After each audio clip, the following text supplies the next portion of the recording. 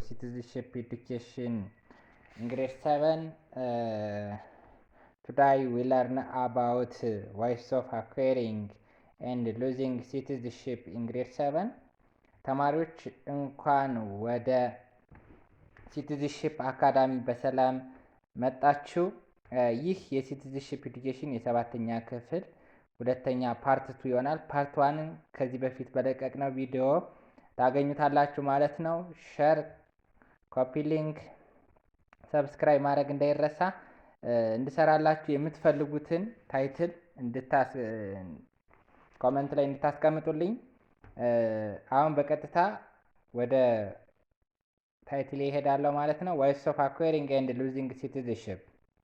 Today we learn about the ways of acquiring and losing citizenship. At the end of this lesson, you will be able to understand, make lists of ways of obtaining citizenship. እንግዲህ ዛሬ የምንማረው የዜግነት ማግኛ መንገድና ማጫ መንገዶችን ይሆናል ማለት ነው።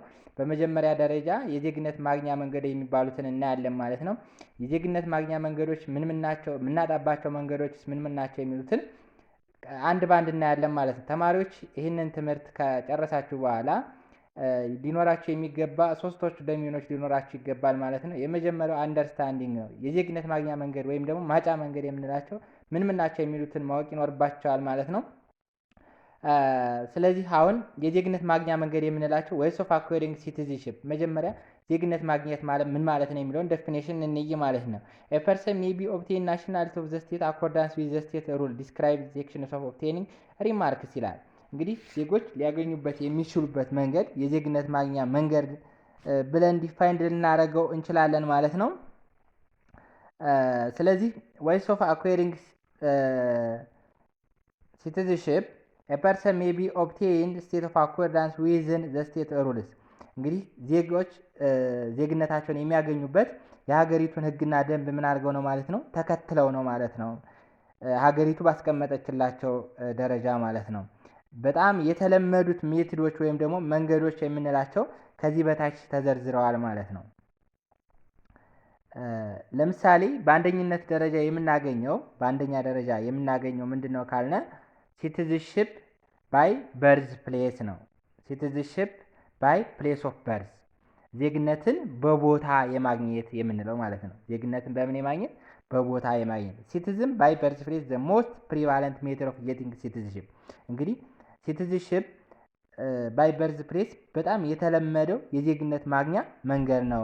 ኤንድ ሜኒ ካንትሪስ ዩዝድ ኢት፣ አብዛኞቹ ሀገራት ምን የሚሉት ነው ማለት ነው፣ የሚጠቀሙት ነው ማለት ነው። ነገር ግን አብዛኞቹ ሀገራት ቢጠቀሙትም ኢትዮጵያ ይህንን ህግ ምን አታረገውም፣ አትከተለውም ወይም ደግሞ አትጠቀመውም፣ ዜግነት አትሰጥበትም ነው። ሲቲዝንሺፕ ባይ በርዝ ዘ ሞስት ፕሪቫለንት ሜተድ ኦፍ ጌቲንግ፣ በጣም የተለመደ ነው እና ደግሞ አብዛኞቹ ሀገራት ምን የሚሉት ነው ማለት ነው፣ የሚከተሉት ወይም ደግሞ የሚጠቀሙት ነው። ነገር ግን ምን አይልም አልኳችሁ፣ ኢትዮጵያ ይህንን የዜግነት መስጫ ማግኛ መንገድን ወይም ደግሞ ኢትዮጵያ ይህን የዜግነት መስጫ መንገድ ምን አታረገው ማለት ነው፣ አትጠቀምበትም ወይም ደግሞ ዜግነትን አትሰጥበትም። ለምን ካልነ ኢትዮጵያ ዱዋል ሲቲዝንሺፕ ስለማትጠቀም ማለት ነው። ይህ በአጭር ቋንቋ ዘ ራይት ኦፍ ሶይል ይባላል። ዘ ራይት ኦፍ ሶይል እንለዋለን። ምን? ሲቲዝንሺፕ ባይ ፕሌስ ኦፍ በርዝ ማለት ነው። ኢን ተርምስ ኦፍ ዩዝ ዲስክራይብ ኖቴሽን አኮርዳንስ ዚስ አይዲያ፣ ከዚህ ሀሳብ ኤሪዋን ቦርንስ ኦፍ ኢንሳይድ ዘ ቴሪቶሪ ባውንድ ኦፍ ዘ ስቴት አውቶማቲካሊ ቢካም ኤ ሲቲዝን ኦፍ ዘ ስቴት። በዛች ሀገር ውስጥ በቀጥታ ምን ካለ ይላል፣ ከተወለደ የዛችን ሀገር በቀጥታ የዛች ሀገር ምን ይሆናል ነው የሚለው፣ ዜጋ ይሆናል ነው የሚለው። በአንዲት ሀገር ውስጥ ለምሳሌ አንድ ህፃን አሜሪካ እናቱ ነፍሰ ጡር ሆና ሂዳ ብትወልደው በቀጥታ ምን ያደርጋል ማለት ነው፣ የአሜሪካን ዜግነት ያገኛል። በምን? ሲቲዝን ባይ ፕሌስ ኦፍ በርዝ ማለት ነው። ኢት ሲምፕል ሚንስ ዛት ዩ አር ኤሊጂብል ቢካም ሲቲዝን ኦፍ ኤ ካንትሪ ኢፍ ዘይ ዌር ቦርን ኦፍ ዜር፣ በተወለደበት ቦታ ወይም ደግሞ በእትብት የምንለው ማለት ነው ወደ አማርኛ ቋንቋ ስንተረጉሙ። ስለዚህ የተወለደው ህፃን የተወለደበትን ቦታ የማግኘት መንገድ ምን እንለዋለን ማለት ነው፣ ሲቲዝን ፕሌስ ኦፍ በርዝ በማለት እንጠራዋለን ማለት ነው። ፕሌስ ኦፍ በርዝ በማለት እንጠራዋለን። ስለዚህ የመጀመሪያው የዜግነት ማግኛ መንገድ ምንድነው ካልነ ሲቲዝንሺፕ ባይ ፕሌስ ኦፍ በርዝ ነው። ባጭሩ ባይ ፕሌስ ኦፍ በርዝ ነው። ሁለተኛው የዜግነት ማግኛ መንገድ ምንድነው ካልነ ምንድነው ካልነ ሲቲዝንሺፕ ባይ ዲሰንት ይባላል። ሲቲዝንሺፕ ባይ ዲሰንት as a person can be also become a citizen of a country based on citizenship of one or both his parents. ሲቲዝንሺፕ ባይ ዲሰንት ማለት ምን ማለት ነው ካልነ አንድ ግለሰብ በእናቱ ወይም ደግሞ በአባቱ አማካኝነት የሚያገኝበት የዜግነት መንገድ ሲቲዝንሺፕ ባይ ዲሰንት፣ ይህ ደግሞ በደም ሀረግ የምንለው ማለት ነው። ለምሳሌ አንድ ተማሪ እናቱ አሜሪካዊ አባቱ ደግሞ ኢትዮጵያዊ ቢሆን በአባቱ የደም ሀረግ የኢትዮጵያን ዜግነት ቢያገኝ ይህን የዜግነት ማግኛ መንገድ ምን ብለን ልንጠራው እንችላለን ማለት ነው? ሲቲዝንሺፕ ባይ ዲሰንት ልንለው እንችላለን ማለት ነው። this is referred to as notation of blood right። ይህን ምን ብለን ልንገልጸው እንችላለን ማለት ነው? blood right። እዚህ ጋር ታስታውሱ ከሆነ መጀመሪያ ላይ ሲቲዝንሺፕ ባይ ፕሌስ ኦፍ በርዝ ያልነው ዘ ራይት ኦፍ ሶይል ብለን ገልጸነዋል ማለት ነው። የአፈር መብት ብለን ይሄኛው ደግሞ ምን ብለን እንገልጸዋለን? ሲቲዝንሺፕ ባይ ዲሰንት ብለድ ራይት ብለን እንጠራዋለን ማለት ነው። this principle asserts that regardless of where children are born፣ ይህንም መሰረት ሳያደርግ ነው የተወለደ ወይም ደግሞ ከየት መጣ የሚለውን አይደለም። ቤዝድ የሚያደርገው ምን ነው የሚለው ሲቲዝንሺፕ ዲሳይድ ቤዝ ፓረንት ኦፍ ናሽናሊቲ፣ ቦታን ሳይሆን ምንድነው ነው የሚለው የናቱን ወይም ደግሞ የቤተሰቦቹን ናሽናሊቲ ያሉበትን ነው ማለት ነው።